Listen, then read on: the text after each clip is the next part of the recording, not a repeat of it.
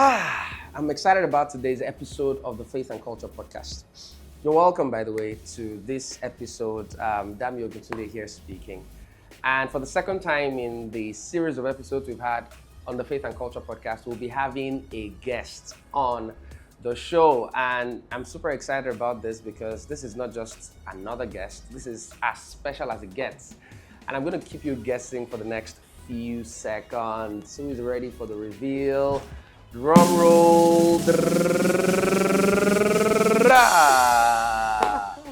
This is amazing because, like I said earlier, this is the first time I'll be having my wife on the set, doing this with me. And today the objective is to just have a chat, talk about love, family, relationships, marriage, our children, pretty much everything that borders on love and relationships, And of course, I'll be asking her questions for her to answer many of the things that she'll be saying. You may have heard my own version of it, and it'll be good to hear our version of the stories, how we met, why she said yes to me, how it's been since we got married, how has parenting been together as well, and all those nice stuff. Are you ready to go on this journey with us today?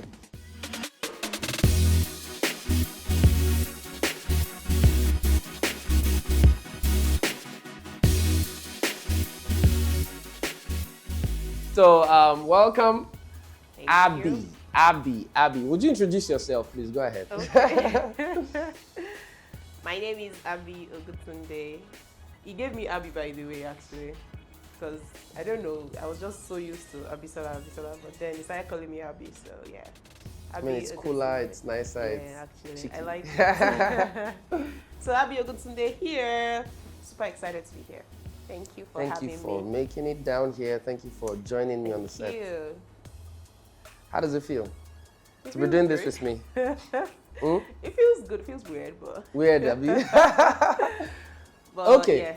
So let's kick off with this question that I think, usually when you ask couples this question, the two people always have different answers.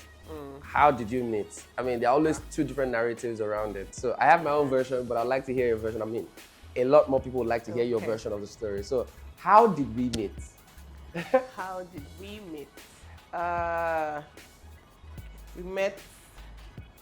How did we meet? We met on campus, OAU campus. Yes, I remember it was 4th of June, 2014. Again.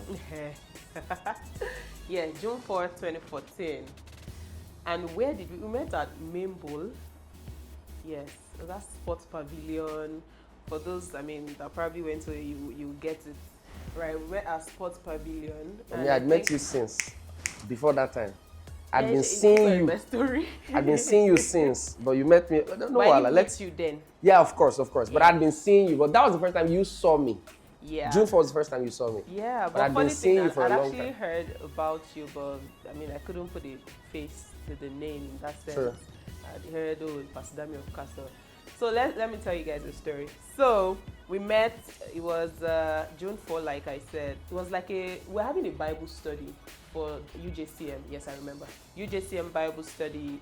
And, we had just welcomed the freshmen and trying to, put them together and just have a nice Bible study and then invite them to church. And I think I was an usher, so I wanted to get a paper and pen and just get their names and their contacts and things like that so we can follow up. And then I think, before you even came, because you helped with the paper and everything, before you came, so they called you to speak, and then I heard before I saw, right? So I heard everyone, I was like, who is this? Who is this person? I just looked up and I saw this tall, dark and handsome brother. I was like, okay. Right, and I was like, okay, not bad, okay, because I think I just, when people speak, it's sort of like just, depending on like the tone of your voice, just, this guy, you sound really good and, things like that. And I was like, okay, and I just continued, but that was a moment of, I just noticed you like, oh, okay, And then I was looking for, I wanted to, write their names and all sorts. And I think I was either looking for a pen or a paper or something. And you were very eager to, just help Very me. eager. Yeah, he just, Yeah. just wanted to be of help. I'm a helper. And then and then you helped. You got me the paper and all of that, and I was able to write down their names. And then we stayed at the back while the service, was going on. And at one point, you gave me your tab, and I hugged it like no.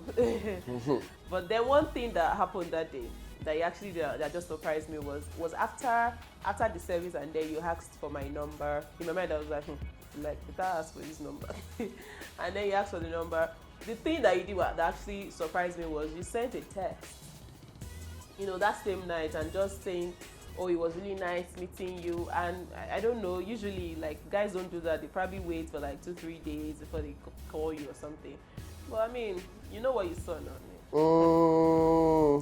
So yeah, you sent me the text, and I was just like, this guy, okay, no wahala. And then we scheduled a time to meet, and we met at IG, and the rest the same. Is history. So this is the 11th year since we met. We met June 4. By the way, my own version of the story is a little bit more dramatic. So I had been seeing her. So she was an usher at UJCM. UJCM is the combination of all the fellowships on campus under the umbrella of UJCM. And we used to have services at Amphitheater, the largest hall on campus at the time. And so she was serving as an usher from RCF. So typically she'll be standing, and being a very tall lady, she was always very obvious to me, at least. She was always very obvious. She was literally the only person that I would see coming into Amphi. I would always see her. I would never miss her face. I could almost bet her name was maybe Nkechi or Nena or something, because I thought she was Igbo. Yeah, I get it. So, and I always just saw her as this tall lady who was pretty and always very serious with her work. So at the time, of course, being a pastor, most people on campus knew me.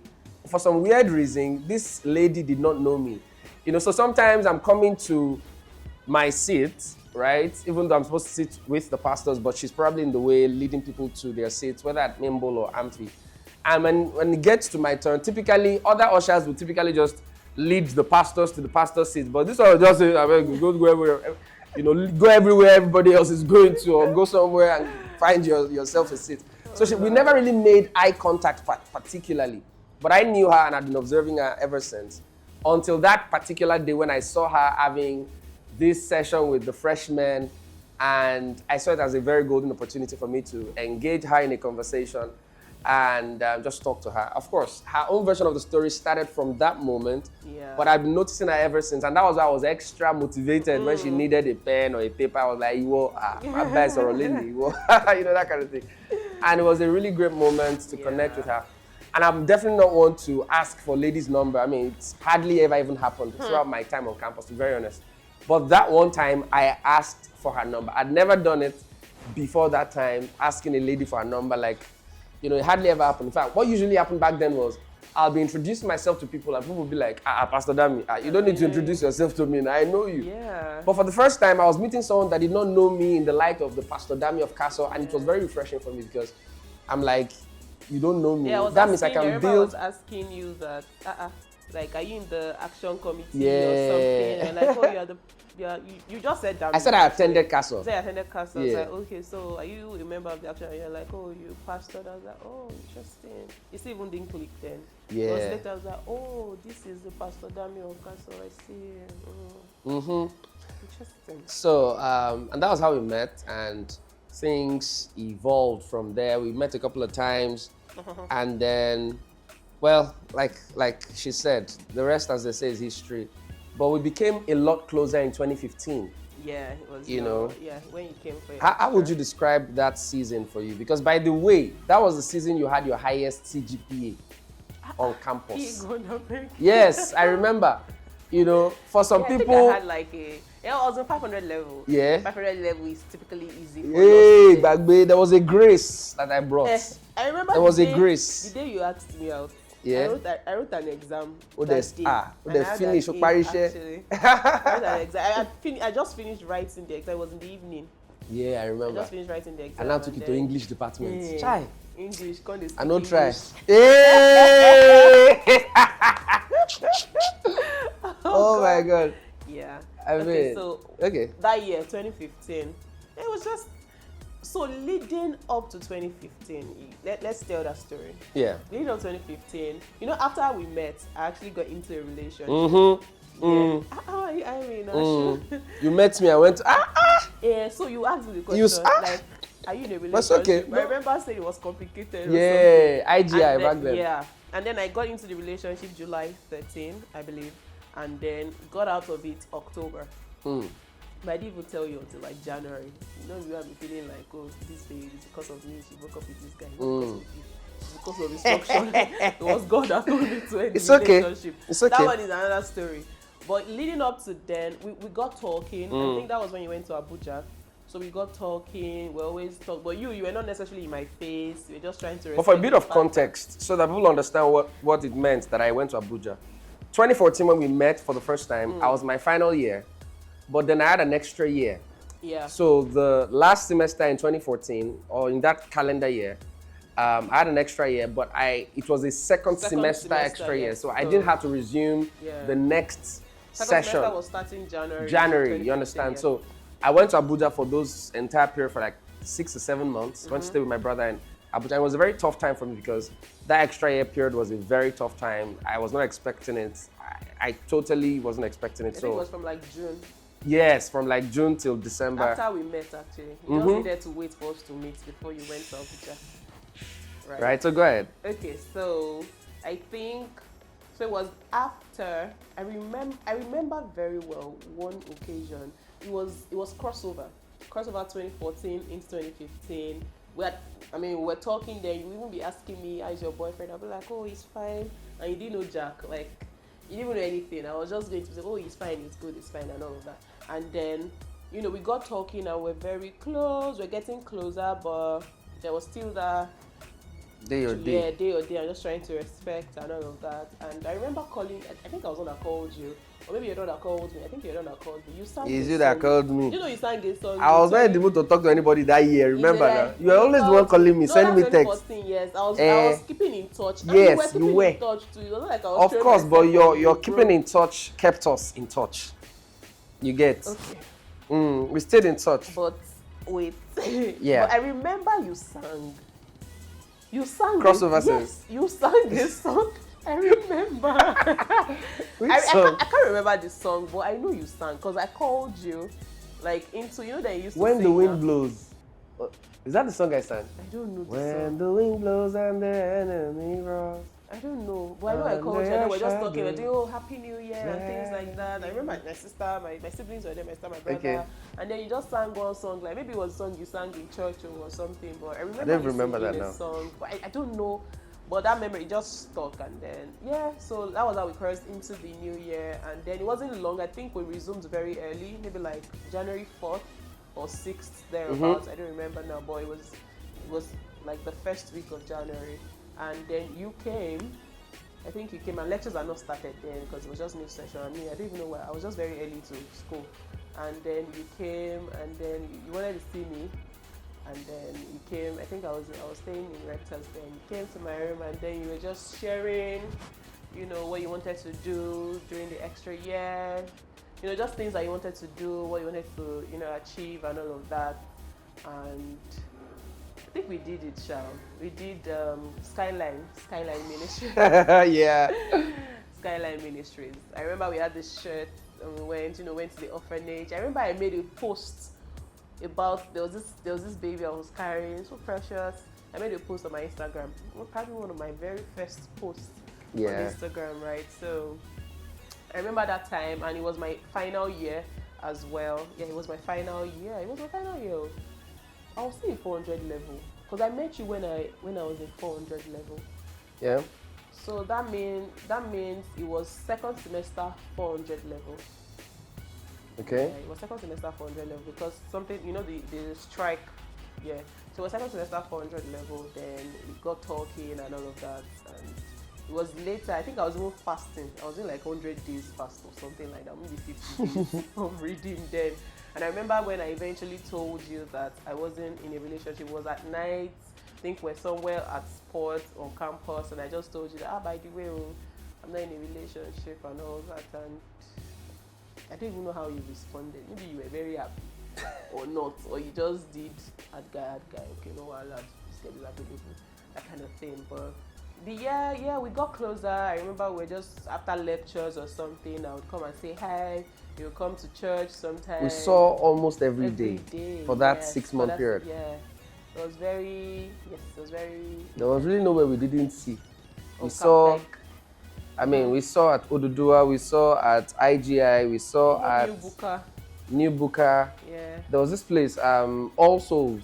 All Souls Chapel. Yeah, we'll go there, we'll read. When we were reading, and then there was a particular course you wanted to do that was like law, like it was one law course that you needed, maybe arbitration or something. I can't remember now. Yeah, I think it was arbitration. Maybe it was that was the only course I had to do for the extra year. Yeah. So you needed some, just put you through. I just put you through and let you know all these legal terms and all that. So I remember there was this man that was always giving us access to one classroom like that. And one of the vicars then. Yeah, they would read and all of that and then go. It was always very quiet. It was just better to read there sometimes. Very serene and So, and there was this other place that we used to go to, opposite Spider, this place in the lecturers' lodges. I can't remember. Spider. Opposite Spider. Oh, it's not First. Is it First Bank? No. It was not First Bank. But it's under, just opposite Spider like that. I can't remember the name now, but we used to just go to a lot of places and just hang out and talk. So we got really close in that period, that 6-month period. It was really amazing. And then we wanted to crown the 6 months, and I think it was now 1 year after that we went on our first date. Yeah. Exactly 1 year, June 4, 2015. He took me to Ventura. Yes, and then let me tell you about that particular one. That was when, so there were 2 major events that happened that made me decide that this is the woman I'll be spending the rest of my life with. The first one was in January. Remember after my extra year, when I came back on campus, now during that period that I was in Abuja, I was not really interested in talking to anyone, to be very honest. But once in a while, Aby will send me a text, check up on me, be sure I'm good, just check up and all of that. And I felt that was really thoughtful of her. Yeah. I was not in the mood to talk to anybody else, but she just seemed very warm and thoughtful and nice. Remember, we had just met then. So by the time I came back to campus for my extra year, she was the only person that I really felt like seeing. You understand? And because of the position that I had before I left campus, before the extra year, it was very tough for me to get on campus and not see people or people not know that I'm around, that kind of thing. And I was really not in the mood to see anybody, to be very honest. But I wanted to see her. So I went to see her, and then I told her all the things that Lord had laid in my heart to do that year. I was going to write a book, Beautiful Scars. I was going to do an orphanage outreach and raise about 100,000 for these kids at Moro. Then I was going to join a local church and serve in that local church and all of that and be a blessing. So those were the 3 things and as I was saying those things to her, my wife just, Aby at the time, she just grabbed a pen and a book and started writing. Yeah. And then she was, the book. She was telling me, please wait, say it again. So she will write, she will get the details down. As I saw the seriousness with which she was writing those things, I was like, what? Like, what am I saying that I'm taking this seriously? And that really touched my heart in a very special way, because I was like, being a pastor, you have influence, but I'd never really seen anybody take my words that seriously until that moment. So when that happened, I was like, man, I go marry this babe, I beg. Then there was now the Ventura. So fast forward 6 months later, after we had spent so much time together in that 6-month period, because how many courses am I doing on campus? I had only one course. I remember I even surprised you for your birthday, April, that year. I did a cake. Oh gosh, I'm very thoughtful. I did a cake. It was Samuel, I believe. It was Samuel there that I said, okay. He was in Castle, and then he was always coming around. Samuel is that? I've forgotten his surname. Dark Samuel. Yes. Okay. Oh, you only Samuel. Yeah, Sam. Yeah. So he told me that. So we planned that. Okay, let me deliver this cake, because it was midnight. I wanted to do it like 12 midnight, and it was a guy I had to do the work. So I told him, and then I think he even gave me gist of how the whole thing went, and then they surprised you with the cake. I think he had planned with some of your roommates. P4 and Pastor Fortune and Pastor Tyre, Pastor Tyre, I planned with them and all of that. And I did the surprise cake, and then later I think I came in the afternoon, maybe after lectures, to just say hello. I remember anytime I did not have classes like that, sometimes Yes, so once I get to Mayfair class straight. and I'm like, this lecturer has cancelled this thing. And probably that's the only course I had that day. Why would I be going back to my house and just visiting that? Let me go and gist. And then I'll come to your hostel or and then we'll just gist and talk. Sometimes people should be there and then we just hang out really. And then in the evening, sometimes I have service and I'll just go from there to church or go back to my hostel and all that. It was fun. And then we decided that, we're going to go out too. And then back then you're always doing, you're special. You're always writing me very, very because it was delicate. I'd not asked her out, so she was not yet my babe officially.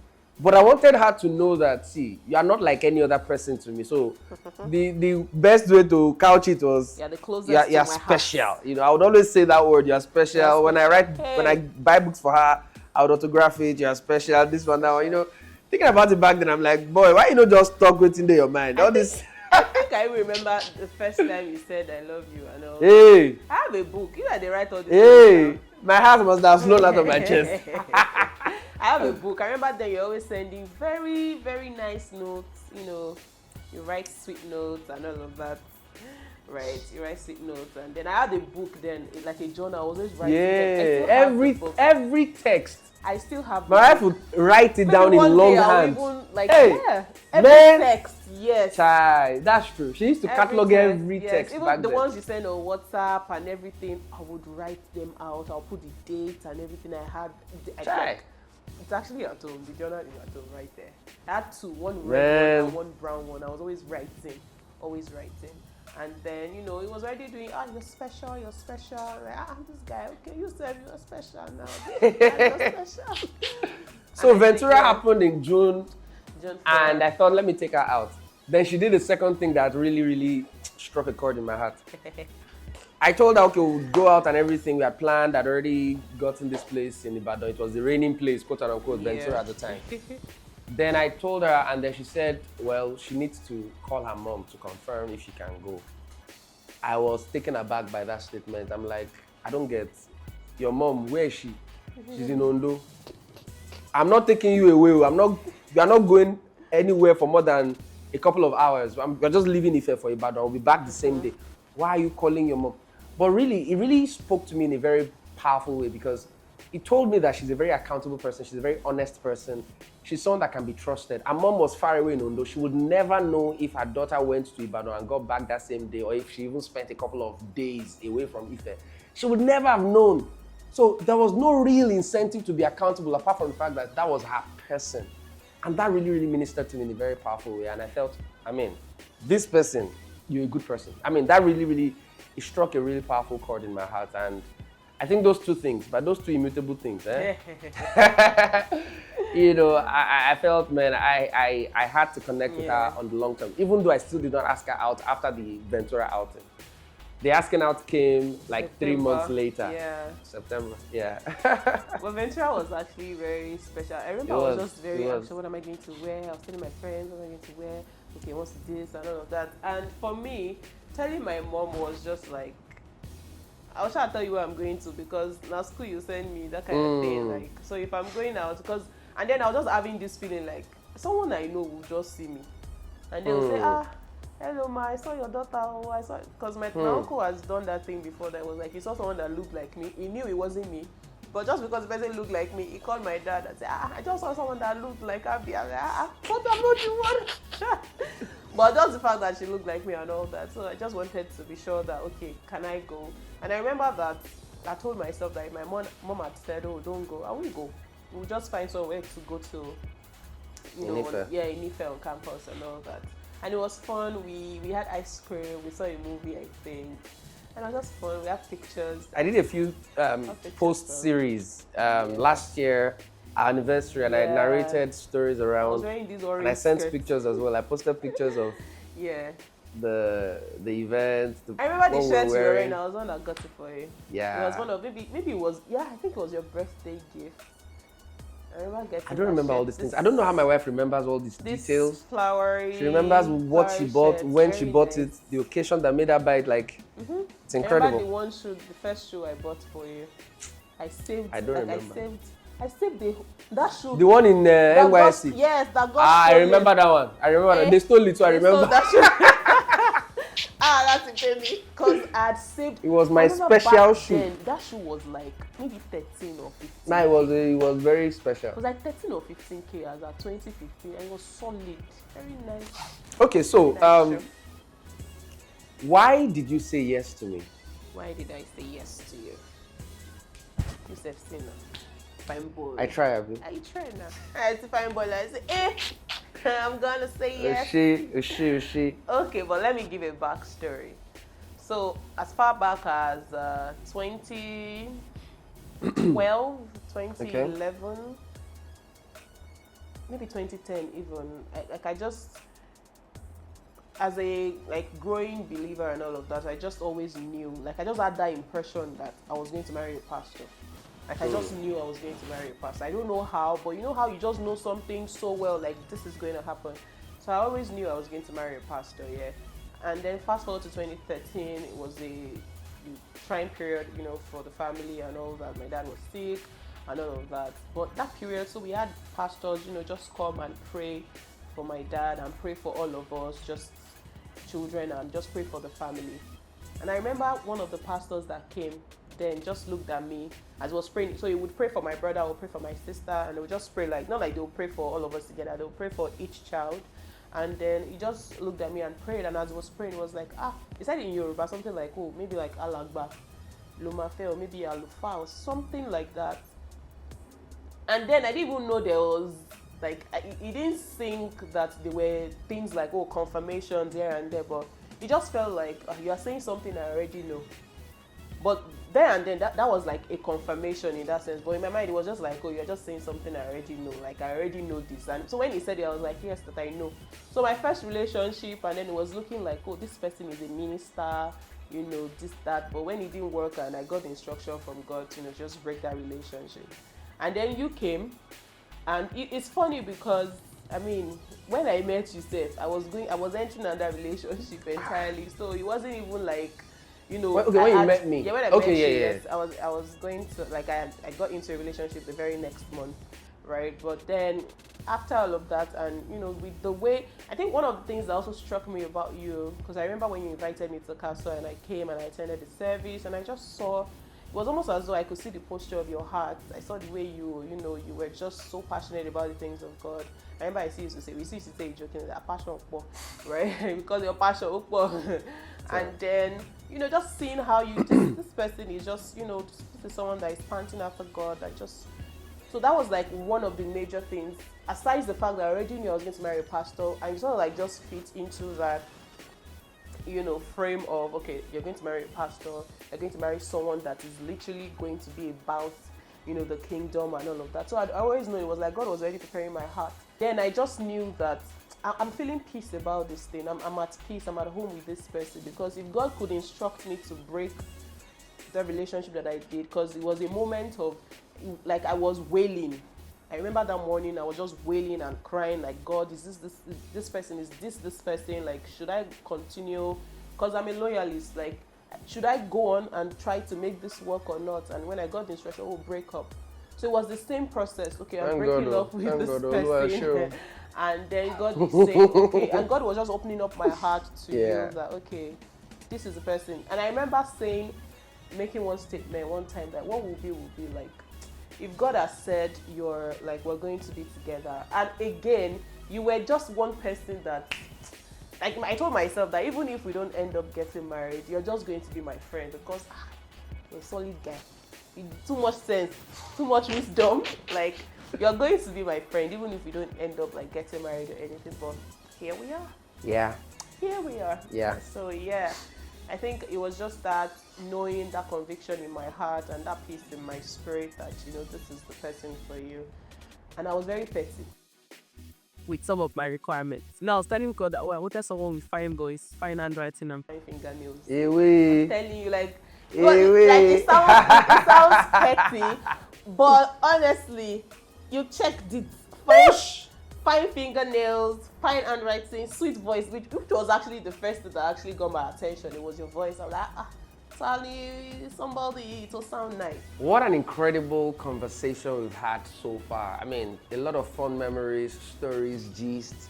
But in the midst of all of that, please do not lose sight of the very critical lessons to learn from all of these stories we've been sharing. The power of thoughtfulness, the power of patience, the power of communication, the power of self-restraint. All of these things you can learn and glean from the stories we've been sharing so far. And I don't want you to lose sight of the next episode. Please stay tuned for the next episode, because in the next episode, we're going to be talking about some really deep things. For example, conflict resolution. I mean, we had a 4.5-year period where we're just in a relationship, and it was not a smooth sail, not by any stretch of the imagination. There was a particular period that was really, really tough. But the help of the Holy Spirit was present. We had the wisdom of God to help us navigate that period. And we're going to be sharing a little bit more about that in the next episode. So please stay tuned and subscribe, comment. Let's know what part of the stories touched you the most or related with your own story the most. All right. And I'll see you in the next episode. God bless your heart. Cheers. There was a time in the relationship where we broke up. You broke. Ah, come on.